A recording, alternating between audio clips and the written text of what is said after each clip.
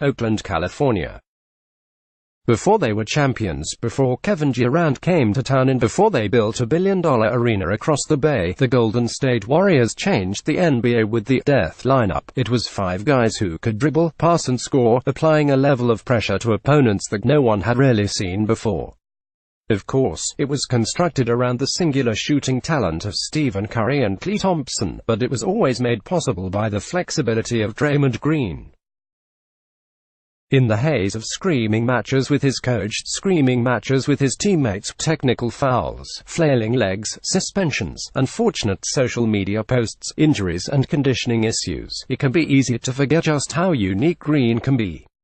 This series with the Houston Rockets, which the Warriors lead 2-0 after a 115-109 Game 2 victory, has been a return to glory for Green. He's been the best version of himself through 2 games and really for much of the postseason, which included a triple-double when the Warriors closed out the LA Clippers last week. 2019 NBA playoffs. Find everything you need to know about the playoffs here. Schedules, matchups and more. Experts' picks for second round. Forecast. The heat is on for Embiid and the Sixers will officiating define Warriors-Rockets. Warriors coach Steve Kerr, who had limited the renamed Hamptons 5 lineup this season as he worked in DeMarcus Cousins, decided to make it the starting group for this series. It was something Kerr hadn't done all season, a bold move with the stakes so high. The decision placed a great load on Green's shoulders, as he would have to play long stretches as the primary defender for Rockets center Clint Capella, a pick-and-roll demon who specializes in shedding defenders for lobs, a major facet of the Houston offense. Kerr, though, had his reasons. First, the Curry Durant Thompson Green Andre Iguodala lineup was the most effective of any of the groups the Warriors played in the 4 games against the Rockets during the regular season. But more importantly, Kerr knew that Green was in the best physical condition he's been in at this point of the season in years. It's been a bit of a turning back the clock to those postseasons between 2014 and 2016, when Green was truly at the top of his game. It has worked out beautifully thus far. Green is so light on his feet and focused that he's able to be everywhere, the type of performance that made him a star. In this matchup, he can flash out to contain James Harden in screen situations and still recover quickly to get back to defend Capella's lobs, nearly neutralized in the first 2 games. His activity extends to rebounding, where he's always been good, and especially at the offensive end, where he's darting to beat opponents to open spaces as though he is 5 years younger than he is. He had 5 offensive rebounds on Tuesday and 12 overall to go with 15 points. He's always a problem, Rockets coach Mike D'Antoni said. He's an all-star for a reason. He's really good, kind of a point guard at the center or forward position. He plays well. He's a heck of a player. Well, not always.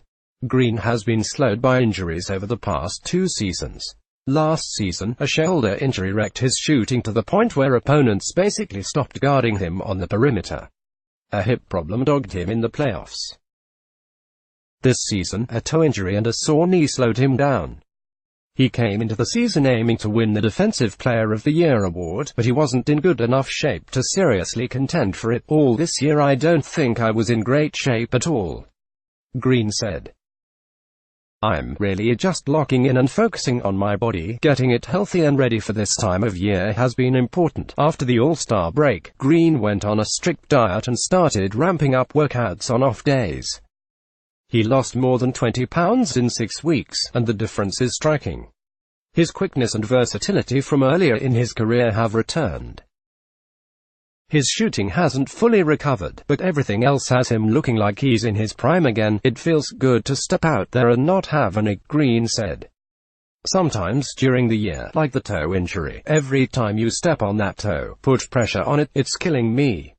You kind of dread going on the floor. Green was surely motivated by the postseason and his desire to win a 3rd consecutive championship. But there's also his contract. Green signed a 5-year, $82 million deal in 2015. That made him one of the star players who wasn't able to cash in on the 2016 salary cap spike that inflated salaries across the league. One of the reasons the Warriors were able to afford Durant in 2016 was that Green was signed to a favorable deal the year before. Green hasn't been afraid to point out that fact over the years. Although he still has a season left on his deal, Green has been gearing up for contract extension talks this summer, as he will be eligible for an extension in the final year. He changed agents recently, hiring Rich Paul of Clutch Sports to prepare for the talks, which have the potential to get complicated.